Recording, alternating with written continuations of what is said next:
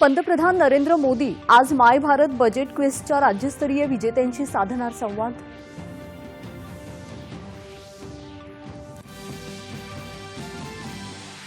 देशात वैद्यकीय शिक्षणासह आरोग्याच्या पायाभूत सुविधांना प्राधान्य दिले जात असून वैद्यकीय महाविद्यालये आणि संशोधनासाठी मोठी साखळी उभारली जात आहे। केंद्रीय गृहमंत्री अमित शहा। अमेरिका आणि इस्रायल वगळता होर्मुझची सामुद्रधुनी आंतरराष्ट्रीय नौवहनासाठी कार्यान्वित असल्याचा इराणचा दावा। देशात खतांचा पुरेसा साठा उपलब्ध असून खतांचा तुटवडा भासणार नाही, सरकारचं आश्वासन।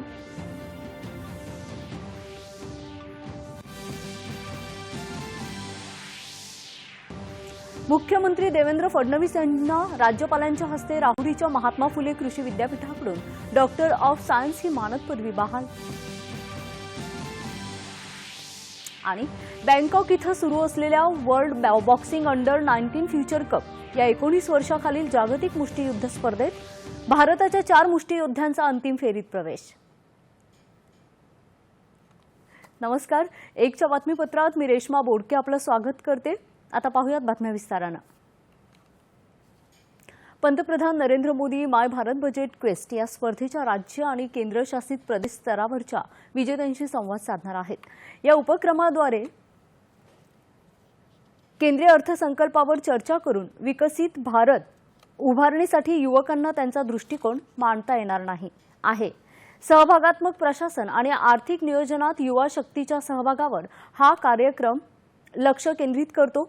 2047 पर्यंत आत्मनिर्भर विकसित भारत घडवण्यासाठी युवकांचे योगदान बळकट करण्याचा या कार्यक्रमाचा उद्देश आहे।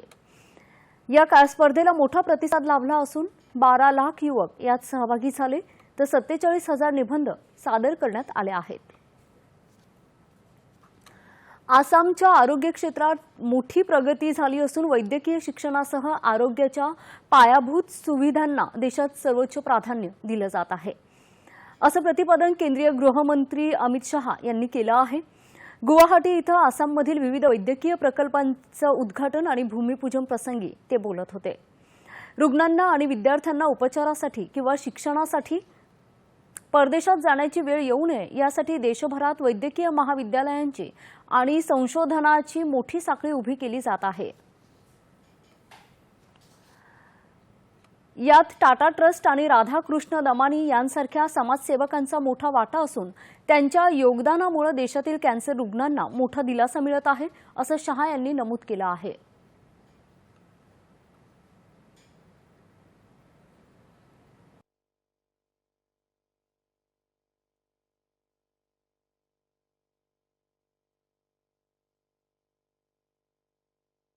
इस देश के बच्चे रसिया, यूक्रेन, कई छोटी छोटी कंट्री में आधा अधूरा डॉक्टर बनकर आते हैं और हमारे मरीजों का इलाज करते हैं। इसलिए बहुत जरूरी है कि हमारे देश में मेडिकल की शिक्षा की पूरी व्यवस्था हो, रिसर्च एंड डेवलपमेंट की पूरी व्यवस्था हो और हर प्रकार के क्रिटिकल रोग के लिए हमारे बच्चों को एक प्लेटफॉर्म मिले जहां से वो रिसर्च कर न केवल भारत, दुनिया भर के मरीजों की सेवा कर सके। दामानी साहब, आपका और आपके परिवार का ये जो मूक योगदान है वो भारत के मेडिकल शिक्षा की इतिहास जब भी लिखा जाएगा इसमें सुवर्णमयी अक्षरों से लिखा जाएगा। आपकी अपेक्षा हो या न हो, क्योंकि ये समाज है जो मुख सेवकों का, मुख दानियों का ज्यादा सम्मान करता है। गेल्या 10 वर्षात आसामच्या आरोग्य क्षेत्रात आमूलाग्र बदल झाला असून एकेकाळी उपचारांसाठी चेन्नई, मुंबई आणि दिल्लीला जावे लागणारे आसामचे आणि ईशान्येचे नागरिक आता त्यांच्याच राज्यात अत्याधुनिक उपचार घेऊ शकत आहेत। मुख्यमंत्री हिमंता बिस्वा शर्मा यांच्या नेतृत्वाखाली आसाममध्ये केवळ 5 वर्षांत वैद्यकीय महाविद्यालयांची संख्या ही 6 वरून 14 वर गेली आहे। लवकरच ती 24 पर्यंत पोहोचेल। तसेच 400 कोटी रुपयांच्या गुंतवणुकीतून प्रोटॉन थेरपी सारखी महागडी कॅन्सर उपचार पद्धती सरकारी रुग्णालयात मोफत देणारे आसाम हे देशातील पहिलेच राज्य ठरणार असल्याचंही त्यांनी यावेळी सांगितलं। या उलट काँग्रेसच्या 15 वर्षांच्या सत्ता काळात केवळ भ्रष्टाचार झाला, अस्तित्वात नसलेल्या अंगणवाड्यांचा निधीही हडपण्यात आला, असा आरोप शहा यांनी केला. सध्या मात्र आसाममधील 85% जनतेला आयुष्मान भारत आणि राज्याच्या योजनेतून 5 लाख रुपयांपर्यंतचे मोफत उपचार मिळत असून आसाम आता खऱ्या अर्थानं आरोग्य क्षेत्रात आत्मनिर्भर झाला आहे, असंही त्यांनी स्पष्ट केलं.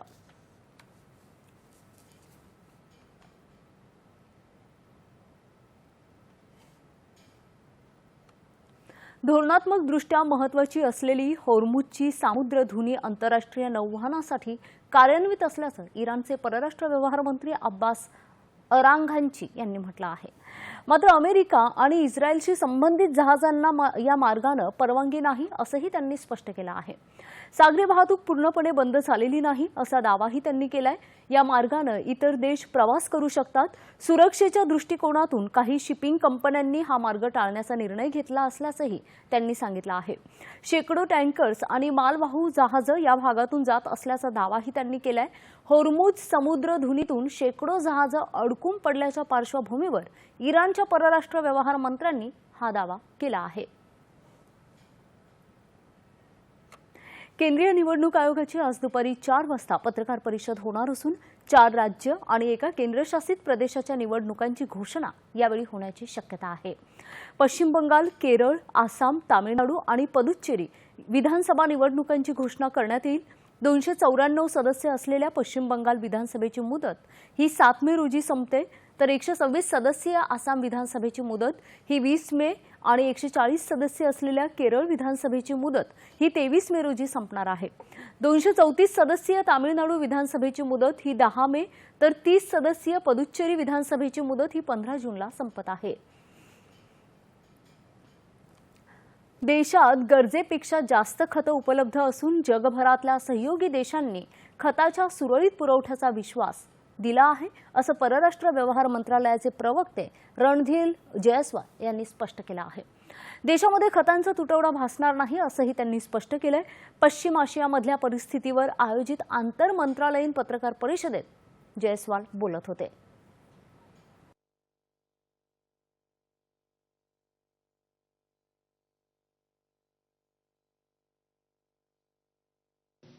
फर्टिलाइजर की जहां तक सवाल है, देश के अंदर पर्याप्त मात्रा में उर्वरक उपलब्ध है और इसमें कोई गुंजाइश नहीं है कि आप इस प्रकार की जो हम एलपीजी की बात कर रहे हैं कि वहां पर पैनिक हो रहा है, इसमें कोई उस प्रकार की घबराहट की बात नहीं है. किसानों को हम ये आश्वासन देना चाहते हैं कि आने वाले कई एक महीनों के लिए हमारे पास पर्याप्त उर्वरक हमारे पास है और देश की खाद्य सुरक्षा को एक पुख्ते ढंग से हम उसको आगे ले जाएंगे. भारतीय वस्तू आणि ऊर्जेसाठीचा कच्चा माल समुद्रमार्गे आणण्यास सरकारनं सर्वोच्च प्राधान्य दिलं, असंही त्यांनी सांगितलं. या संकटाचा परिणाम संपूर्ण जगावर होत असल्यानं भारत आखाती देशांसह इतर सर्व देशांशी अनेक स्तरांवर चर्चा करत आहे, अशी माहितीही त्यांनी यावेळी दिली. भारतात येणाऱ्या 2 जहाजांमुळे मोठा एलपीजी पुरवठा होऊन भारतात एलपीजीची पूर्तता होईल, असंही त्यांनी सांगितलं आहे. इराण युद्धाच्या संदर्भात ब्रिक्स देशांमध्ये सहमती करण्यासाठी भारत सदस्य देशांच्या संपर्कात आहे, असंही ते म्हणाले.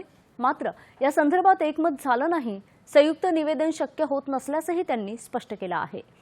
ब्रिक्समध्ये भारत, रशिया, दक्षिण आफ्रिका, ब्राझील, चीन यांच्यासह इराण आणि संयुक्त अरब अमिराती पूर्णवेळ सदस्य आहेत. पाकिस्ताननं अफगाणिस्तानवर केलेल्या हवाई हल्ल्याचा भारत निषेध करत असल्याचंही त्यांनी म्हटलंय. अफगाणिस्तानचं सार्वभौमत्व आणि प्रादेशिक अखंडतेचा पूर्ण आदर व्हायला हवा, याचा भारत पुनरुच्चार करत आहे, असंही त्यांनी समाज माध्यमावरील पोस्टवर म्हटलं आहे. यानंतरच्या बातम्या काही क्षणातच.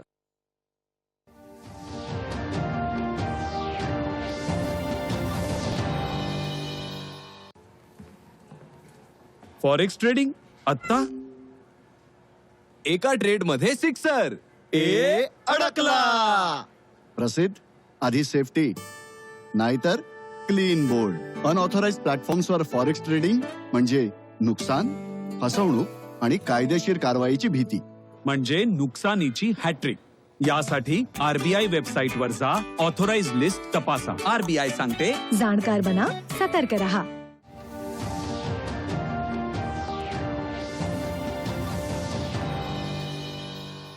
बातमीपत्रात पुन्हा एकदा स्वागत. पश्चिम आशियातल्या युद्धजन्य स्थितीच्या पार्श्वभूमीवर भारतातल्या परिस्थितीची ताजी माहिती देण्यासाठी विविध मंत्रालयाच्या अधिकाऱ्यांनी कालही नवी दिल्लीत आंतरमंत्रालयीन पत्रकार परिषद घेतली. सरकार सातत्यानं देशात पुरेसा इंधनसाठा असल्याचं सांगत आहे, त्यामुळे जनतेनं घाबरून जाऊन सिलेंडर बुकिंग करू नये असं पेट्रोलियम विभागाच्या संयुक्त सचिव सुजाता शर्मा यांनी सांगितलं आहे. व्यावसायिक सिलेंडर देण्यासाठीही राज्यांशी चर्चा झाली असून काही एलपीजी सिलेंडर्स दिली जाणार आहेत अशी माहितीही त्यांनी दिली आहे.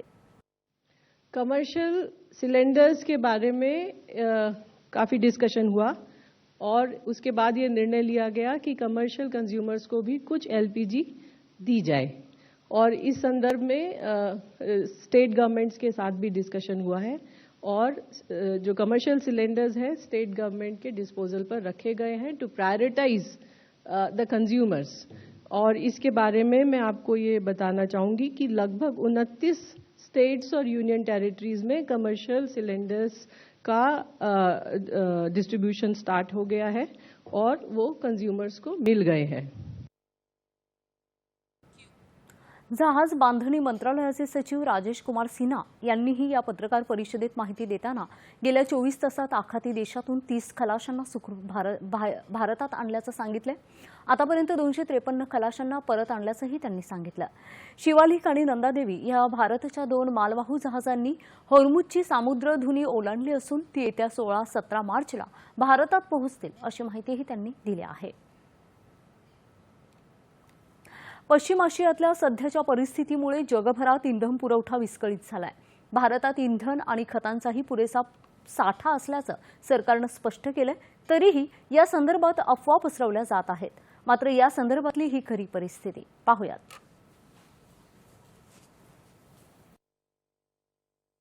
पश्चिम आशियातल्या युद्धजन्य परिस्थितीमुळे जगभरात इंधनाची समस्या निर्माण झाली आहे. वास्तविक भारतात इंधनाचा पुरेसा साठा असल्याचं सरकारकडून वारंवार सांगितलं जात आहे. भारतातही इंधनाची गंभीर समस्या निर्माण होत असल्याच्या अफवा पसरवल्या जात आहेत. या अफवांवर विश्वास ठेवू नये असं आवाहन करत सरकारनं पुन्हा एकदा भ्रम आणि वस्तुस्थिती मांडली आहे, ती पाहूयात. भ्रम: भारतात पेट्रोलियम पदार्थांचा साठा खूप कमी आहे. वस्तुस्थिती: भारतात पेट्रोलियम पदार्थांचा पुरेसा साठा उपलब्ध असून पुरवठ्यावर अहोरात्र नियंत्रण कक्षाद्वारे देखरेख ठेवली जात आहे. भ्रम: सिलेंडर संपण्यापूर्वी लोकांनी घाईघाईत बुकिंग करायला हवं. वस्तुस्थिती: साठेबाजी आणि काळाबाजार रोखण्यासाठी 25 दिवसांचा आंतरबुकिंग कालावधी लागू करण्यात आला आहे. यामुळे घाईघाईत किंवा घाबरून सिलेंडर बुक करण्याची गरज नाही. भ्रम: घरगुती पाईप गॅस आणि सीएनजीचा पुरवठा प्रभावित होणार आहे. वस्तुस्थिती: घरांसाठी पाईप गॅस आणि वाहनांसाठी सीएनजी इंधनाचा 100% पुरवठा सुनिश्चित करण्यात आला आहे. यामुळे ग्राहकांना संपूर्ण पुरवठा होत राहील. भ्रम: रुग्णालयं आणि शैक्षणिक संस्थांमध्ये एलपीजीची कमतरता होणार आहे. वस्तुस्थिती: आयात करण्यात आलेल्या एलपीजीला रुग्णालयं आणि शैक्षणिक संस्थांमध्ये देण्यासाठी प्राधान्य दिलं गेलं आहे, जेणेकरून तिथे पुरवठा कायम राहील. भ्रम: एलपीजी सिलेंडर जमा करणं योग्य आहे. वस्तुस्थिती: एलपीजीसारख्या आवश्यक वस्तूंची साठेबाजी बेकायदेशीर आहे. तसं केल्यास अत्यावश्यक वस्तू कायदा 1955 आणि पेट्रोलियम पदार्थ कायदा 1999 अंतर्गत कारवाई केली जाऊ शकते.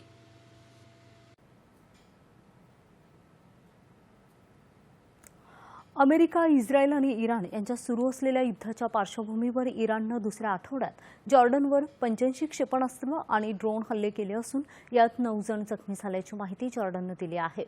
जॉर्डनच्या वायुसेनेनं यापैकी 79 हल्ले हवेतच निष्क्रिय केल्याचं सांगितलं आहे, तर 5 ड्रोन आणि 1 क्षेपणास्त्र जॉर्डनच्या जमिनीवर पडल्याची माहिती जॉर्डननं दिली आहे. पहिल्या आठवड्यात इराणनं जॉर्डनवर 119 हल्ले केले होते. दरम्यान होर्मुझची सामुद्रधुनी सुरक्षित ठेवण्यासाठी आपल्या युद्धनौका पाठवण्याचं आवाहन अमेरिकेचे राष्ट्राध्यक्ष डोनाल्ड ट्रम्प यांनी इतर देशांना केलं आहे. चीन, फ्रान्स, जपान, दक्षिण कोरिया आणि ब्रिटनसारख्या देशांना त्यांनी हे आवाहन केलं आहे.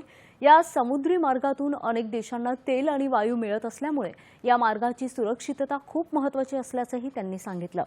अमेरिकेनं इराणची लष्करी क्षमता मोठ्या प्रमाणात नष्ट केल्याचा दावा केलाय. मात्र इराणकडून ड्रोन हल्ले, समुद्रात स्फोटके टाकणे आणि कमी अंतराच्या क्षेपणास्त्रांनी हल्ला करण्याचा धोका अजूनही असल्याचं ट्रम्प समाजमाध्यमांवरच्या एका संदेशात म्हटलं आहे. दरम्यान अमेरिकेनं इराणमधल्या खार्ग बेटावर हल्ला केल्यानंतर त्याला प्रत्युत्तर देण्याचा इशारा इराणनं दिला आहे. या पार्श्वभूमीवर संयुक्त अरब अमिरातीमध्ये हाय अलर्ट देण्यात आला आहे. UAE-मधल्या फुजुरा बंदरावर इराणनं ड्रोन हल्ला केलाय. UAE-मधल्या सर्वात मोठ्या तेल साठ्यांपैकी एक असलेल्या या बंदरातून अनेक देशात इंधनाची जहाजं जातात. होर्मुझ सामुद्रधुनी मार्गे न जाताही ओमानकडून इथली जहाजं विविध देशात पोहोचू शकतात. पश्चिम आशियातल्या सध्याच्या परिस्थितीच्या पार्श्वभूमीवर एअर इंडिया आणि एअर इंडिया एक्सप्रेसनं आज 14 उड्डाणं रद्द केली आहेत. रद्द केलेल्या अथवा तात्पुरत्या खंडित केलेल्या विमान सेवेसाठी संबंधित प्रवासी पुढच्या तारखेला कोणत्याही अतिरिक्त आकाराशिवाय बुकिंग करू शकतात किंवा पूर्ण परतावा घेऊ शकतात. मात्र शारजा ते दिल्ली, कोची, कोझिकोड, मुंबई आणि तिरुअनंतपुरम ही विमानं नियोजित आहेत. CBSE अर्थात केंद्रीय माध्यमिक शिक्षण मंडळानं पश्चिम आशिया क्षेत्रामध्ये उद्यापासून सुरू होणाऱ्या 12वीच्या परीक्षेच्या पुढच्या महिन्याच्या 10 तारखेपर्यंत पुढे ढकलल्या आहेत. पश्चिम आशियासाठी 12वीचा निकालही स्वतंत्रपणे लावण्यात येईल असंही मंडळानं म्हटलं आहे.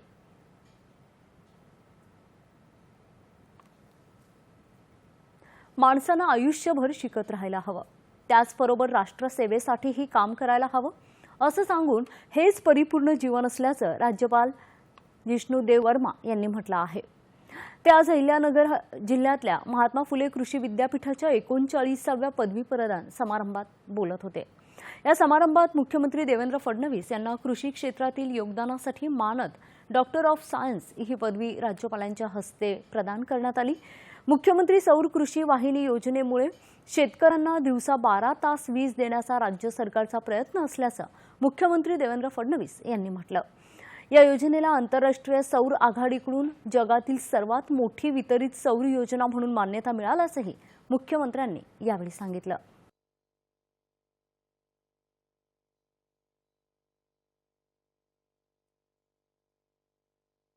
शेतकऱ्याला वॉटर सिक्युरिटी आणि त्यासोबत ऊर्जा सिक्युरिटी देणं हे देखील अत्यंत महत्त्वाचं आहे. आणि म्हणून आपण मुख्यमंत्री सौर कृषी वाहिनी योजना सुरू केली. आमच्या शेतकऱ्यांना त्यांच्या शेतीमध्ये 365 दिवस दिवसा 12 तास वीज मिळाली पाहिजे या दृष्टीनं ही योजना आपण सुरू केली. मला सांगताना आनंद वाटतो की जे इंटरनॅशनल सोलर अलायन्स आहे त्यांनी आपल्या महाराष्ट्राच्या मुख्यमंत्री सौर कृषी वाहिनी योजनेला त्या ठिकाणी जगातली सगळ्यात मोठी डिस्ट्रीब्युटेड सोलर योजना म्हणून मान्यता दिली.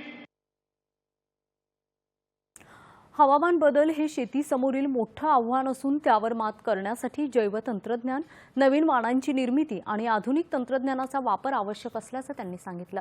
महात्मा फुले कृषी विद्यापीठात 126 पिकांवर संशोधन सुरू असून 320 नवीन वाण विकसित करण्यात आल्याची माहितीही त्यांनी यावेळी दिली. सगळ्यात मोठं संकट हे वातावरणातल्या बदलाचं संकट आहे. पावसाच्या दिवसांमध्ये अंतर वाढतंय. पावसाचे जे दिवस आहेत दिवस कमी होत आहेत. कमी दिवसात जास्त पाऊस पडतोय. आता हे वर्ष अल निनोचं आहे, त्यामुळे कदाचित पाऊस कमी पडेल. वेगवेगळ्या पद्धतीनं अशी परिस्थिती असते की पिकं उभी असतात आणि त्यावेळी पाऊस येतो आणि शेतकऱ्याचं नुकसान होतं. कापणी झाली असते, कापणी झाल्यानंतर शेतकऱ्याला साठवणुकीच्या आधी त्या ठिकाणी पाऊस पडतो आणि मग त्याचा शेतमाल खराब होतो. अशा अनेक गोष्टींना सामोरं जावं लागतं. आपल्या वातावरणाच्या बदलामुळे जे काही आपल्या सीझनमध्ये चेंजेस आलेले आहेत त्याचाही परिणाम हा उत्पादकतेवर मोठ्या प्रमाणात होतो. आणि म्हणूनच आज खऱ्या अर्थानं कृषी क्षेत्रामध्ये सर्वाधिक तंत्रज्ञानाची आवश्यकता आहे. महाविस्तार या कृत्रिम बुद्धिमत्तेवर आधारित अनुप्रयोगाच्या माध्यमातून शेतकऱ्यांना हवामानाचा अंदाज, कीड व्यवस्थापन आणि पिकांसंबंधी मार्गदर्शन मिळत असल्याचं त्यांनी यावेळी सांगितलं. शाश्वत शेतीसाठी तंत्रज्ञान, संशोधन आणि कृषी पदवीधारकांची भूमिका ही अत्यंत महत्त्वाची असल्याचंही मुख्यमंत्री देवेंद्र फडणवीस यांनी यावेळी स्पष्ट केलं. शाश्वत शेती हेच शेतकऱ्यांच्या समस्येवर खरा उपाय आहे. हे मॉडेल तयार करण्याची जबाबदारी कृषी पदवीधर, संशोधक, कृषी वैज्ञानिक आणि शेती क्षेत्रात काम करणाऱ्या केंद्र आणि राज्य सरकारच्या विविध संस्थांवर आहे. ही जबाबदारी या सर्व संस्था नक्कीच पार पडतील असा विश्वास मुख्यमंत्री देवेंद्र फडणवीस यांनी यावेळी व्यक्त केला. केंद्रीय मंत्री पियुष गोयल यांनी काल मुंबईत देशातल्या पहिल्या वैद्यकीय तंत्रज्ञान गुंतवणूक मंचाची सुरुवात केली आहे. मेडटेक म्हणजेच वैद्यकीय तंत्रज्ञान क्षेत्रात नवोन्मेष आणि उत्पादनाला चालना देण्याचा या उपक्रमाचा उद्देश आहे. वैद्यकीय क्षेत्रातल्या कंपन्या विकसित होत असताना त्यांना निधीची मोठी गरज असते. अशा काळात हा निधी सुरू होणं हे अत्यंत महत्त्वाचं असून त्यामुळे नवतंत्रज्ञान आणि संशोधनाला प्रोत्साहन मिळेल असं गोयल यावेळी म्हणाले. गेल्या काही काळात भारतानं विविध देशांशी केलेल्या करारांमुळेही या क्षेत्रात नव्या जागतिक संधी निर्माण होतील असा विश्वास त्यांनी व्यक्त केला. 1000 कोटी रुपयांच्या या निधीमुळे देशात पुढच्या 3 वर्षात मोठी गुंतवणूक येण्याची अपेक्षा आहे. गोयल यांनी उत्तर मुंबईच्या कांदिवली इथल्या शताब्दी रुग्णालयात आधुनिक वैद्यकीय उपकरणांचंही उद्घाटन केलं.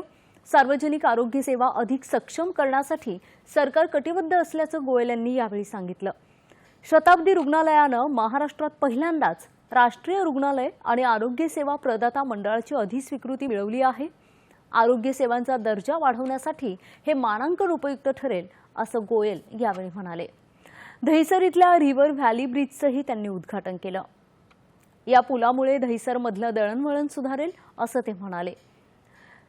त्याशिवाय संजय गांधी राष्ट्रीय उद्यानातल्या वनराणी या टॉय ट्रेनच्या नूतनीकरणानंतर या ट्रेनचं लोकार्पणही त्यांनी केलं. त्यानंतर त्यांनी छोट्या मुलांसह या टॉय ट्रेननं प्रवासही केला. राज्य सरकारच्या छत्रपती शिवाजी महाराज महाराजस्व अभियानाअंतर्गत आयोजित समाधान शिबिराचं केंद्रीय मंत्री प्रतापराव जाधव यांनी काल बुलढाणा जिल्ह्यात हिरडव इथं उद्घाटन केलं. सर्वसामान्य जनतेच्या समस्यांचं निराकरण करण्यासाठी लोणार तालुक्यातल्या या अतिदुर्गम भागात हे शिबिर आयोजित करण्यात आलं आहे. या अंतर्गत विविध अर्ज स्वीकारण्यात आले असून त्यांच्यावर तात्काळ कार्यवाही करावी असे निर्देश जाधव यांनी यावेळी प्रशासकीय अधिकाऱ्यांना दिले. महसूल विभागाच्या या अभियानाअंतर्गत 15हून अधिक सरकारी सेवा उपलब्ध करून दिल्या जातात. अकोला जिल्ह्यातील शासकीय जमिनी आणि मालमत्ता यांचे डिजिटायझेशन आणि प्रभावी व्यवस्थापन करण्यासाठी अकोला जिल्हा प्रशासनाद्वारे ई-भूमिती अत्याधुनिक GIS आधारित digital government land asset mapping and monitoring system यशस्वीरित्या कार्यान्वित करण्यात आली असून 13पेक्षा अधिक हजार हेक्टर शासकीय जमिनींचे डिजिटायझेशन यामुळे पूर्ण झालं आहे. अकोला जिल्ह्यातील जमीन व्यवस्थापनात पारदर्शकता, अचूकता आणि कार्यक्षमतेला चालना देत असून भविष्यातलं नियोजन, संसाधनांचा योग्य वापर आणि नागरिकांना वेगवान सेवा उपलब्ध करून देण्यासाठी अत्यंत उपयुक्त ठरणार आहे. ई-भूमिती आपल्या जिल्ह्यासाठी एक खूप महत्वाची सॉफ्टवेअर असणार आहे आणि फक्त शासकीय जमीनसाठी नाही, एक टप्पे-टप्पेमध्ये आम्ही याच्यात ॲडिशनल फीचर करणार. एक सॉफ्टवेअर मध्ये आम्ही मल्टिपल फीचर इंटिग्रेट करणार, फीडबॅक सिस्टम करणार, याच्यात शासकीय जमीनची माहिती करणार, शासकीय इमारतीची माहिती याच्यात इंटिग्रेट करणार. तर आपल्याला आता कळेल की आपली एव्हरी जमीनपैकी एव्हरी जमीनवर अतिक्रमण आहे. त्याच्या आम्ही इंटिग्रेशन रिअल टाइम मॉनिटरिंग साठी करणार की गुगल मॅपवर आता अतिक्रमण आहे किंवा नाही आणि समजा 15 दिवसात तिथे काही अतिक्रमण झालं किंवा नाही, याच्याप्रमाणे जो अतिक्रमण होत आहे त्याच्यावर आम्ही वेळेवर कार्यवाही करू शकतो. या उपक्रमांतर्गत ग्राम महसूल अधिकारी प्रत्यक्ष स्थळावर जाऊन जमिनीची माहिती, मालमत्तेचं नाव, सर्वे नंबर, क्षेत्रफळ, स्थान, निर्देशांक, छायाचित्र ही माहिती प्रणालीवर नोंदवतात. जिल्हाधिकारी स्तरावर संपूर्ण जिल्ह्याचं विश्लेषण, अहवाल आणि आकडेवारी ही सहज उपलब्ध होते. गाव नमुना एक जो ग्राम महसूल अधिकारी यांच्याकडे असतो तो पारंपरिक पद्धतीने सध्या ती माहिती उपलब्ध असते. त्याचा आपण GIS तंत्रज्ञानाचा उपयोग करून संपूर्णपणे डिजिटलायझेशन करत आहे, जेणेकरून प्रत्येक मालमत्तेचं लोकेशन आणि त्याची इत्यंभूत माहिती आपल्याला ऑनलाईन नागरिकांना तसेच प्रशासनाला प्रशासकीय कामाकरिता उपलब्ध असेल. मी स्वतः सॉफ्टवेअर इंजिनियर असून इतर कोणत्याही एजन्सीची मदत न घेता मी स्वतः ही प्रणाली डेव्हलप केली आहे. शासकीय जमिनींचं डिजिटायझेशन करण्यासाठी आणि डिजिटल इंडियाकडे घेऊन जाण्यासाठी ही प्रणाली अत्यंत महत्त्वपूर्ण असून या माध्यमातून एका क्लिकवर सर्व शासकीय शेतजमिनींची माहिती उपलब्ध होणार आहे. श्री छत्रपती शिवाजी महाराज महाराजस्व अभियान अंतर्गत सेवा पंधरवडा राबविण्यात येत आहे. त्या अनुषंगाने अकोला जिल्ह्यातील माननीय जिल्हाधिकारी यांच्या संकल्पनातून नाविन्यपूर्ण उपक्रम राबविण्याचे आयोजले आहे. त्या अनुषंगाने ई भूमिती नावाचे सॉफ्टवेअर विकसित करण्यात आले आहे. त्यात की आपल्याला सर्व शासकीय गटांची नोंद करता येणार आहे. अशा प्रकारे सर्व शासकीय गटांची नोंद एका क्लिकवर अत्यंत सुलभरित्या प्रत्येक ग्रामस्थापासून माननीय जिल्हाधिकाऱ्यापर्यंत सर्वांना उपलब्ध होणार आहे. भारत देश डिजिटल इंडियाकडे वाटचाल करत असताना तंत्रज्ञानाच्या मदतीनं अकोला जिल्हा प्रशासनाच्या दृष्टीनं साकारलेली ही ई भूमिती प्रणाली शासकीय जमिनींचं डिजिटल नोंदणीकरण आणि निरीक्षण करण्याच्या दिशेनं एक मोठा टप्पा ठरणार आहे. दूरदर्शन बातम्यांसाठी विशाल बोरे, अकोला. 8 मार्च अर्थात जागतिक महिला दिन. गिव्ह टू गेन अर्थात समृद्धीसाठी मुक्त हस्ते देण्याची इच्छा या संकल्पनेवर आधारित गुड न्यूज महाराष्ट्र या वृत्त विभागाच्या विशेष मालिकेतील भाग 2 पाहायला विसरू नका फक्त आपल्या सह्याद्री वाहिनीवर.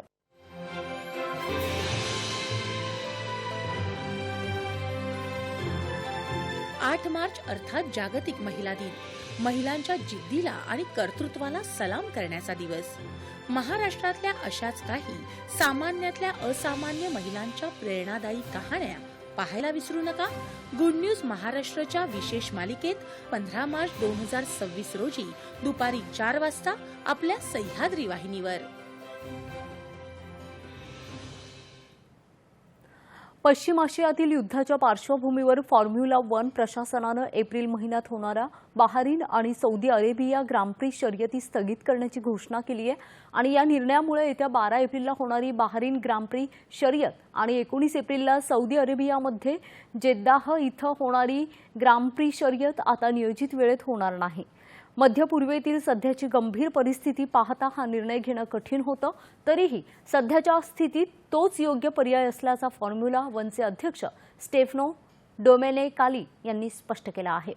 तसंच या शर्यतींच्या जागी एप्रिलमध्ये इतर कोणत्याही नवीन शर्यतींचा समावेश केला जाणार नाही असंही प्रशासनाकडून सांगण्यात आलंय. फॉर्म्युला 1 ही जगातली सर्वात प्रतिष्ठेच्या मोटर कार शर्यत स्पर्धांपैकी एक मानली जाते. हैदराबादमध्ये झालेल्या महिला हॉकी विश्वचषक पात्रता स्पर्धेच्या अंतिम फेरीत काल इंग्लंडनं भारताचा 2-0 अशा फरकानं पराभव करत विजेतेपद पटकावलंय. अंतिम सामन्यात इंग्लंडनं सुरुवातीपासूनच वर्चस्व राखलं. खेळाच्या पहिल्या सत्रात इंग्लंडनं 1-0 अशी आघाडी घेतली तर दुसऱ्या सत्रात दोन्ही संघांना गोल करण्यात अपयश आलं. त्यानंतर तिसऱ्या सत्रात इंग्लंडनं आणखी एक गोल करून आपली आघाडी 2-0 अशी भक्कम केली आहे. शेवटच्या सत्रात भारतीय संघानं गोल करण्याचे आटोकाट प्रयत्न केले मात्र इंग्लंडच्या मजबूत बचाव फळीने त्यांना रोखत या पात्रता स्पर्धेचे जेतेपद पटकावलं. अंतिम सामन्यात पराभव झाला असला तरी उपउपांत्य फेरीत मिळवलेल्या विजयासह भारतीय महिला संघाने बेल्जियम आणि नेदरलँड्समध्ये होणाऱ्या आगामी विश्वचषकाचे तिकीट आधीच पक्के केले असल्याने भारतीय संघासाठी ही स्पर्धा अत्यंत यशस्वी ठरली आहे.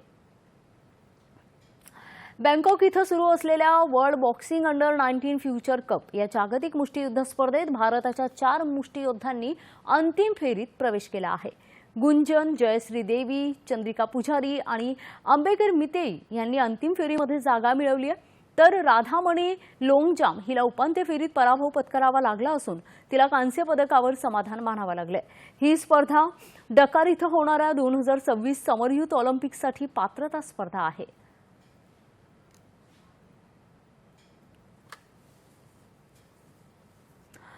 भूमध्य समुद्रात निर्माण होणाऱ्या वादळामुळे आज आणि उद्या पश्चिम हिमालय भाग आणि आसपासच्या मैदानी भागांवर परिणाम होऊ शकतो अशी माहिती हवामान विभागानं दिली आहे. यामुळे उत्तर भारताच्या काही ठिकाणी वादळी वारे, विजांचा कडकडाट आणि गारपीट होण्याची शक्यता हवामान विभागानं वर्तवली आहे. दरम्यान राजधानी दिल्लीमध्ये आज सकाळी हवामानात अचानक बदल होऊन जोरदार वाऱ्यासह पावसानं हजेरी लावली आहे.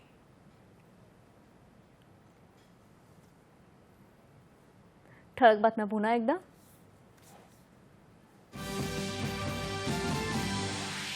पंतप्रधान नरेंद्र मोदी आज माय भारत बजेट क्वेस्टच्या राज्यस्तरीय विजेत्यांशी साधणार संवाद.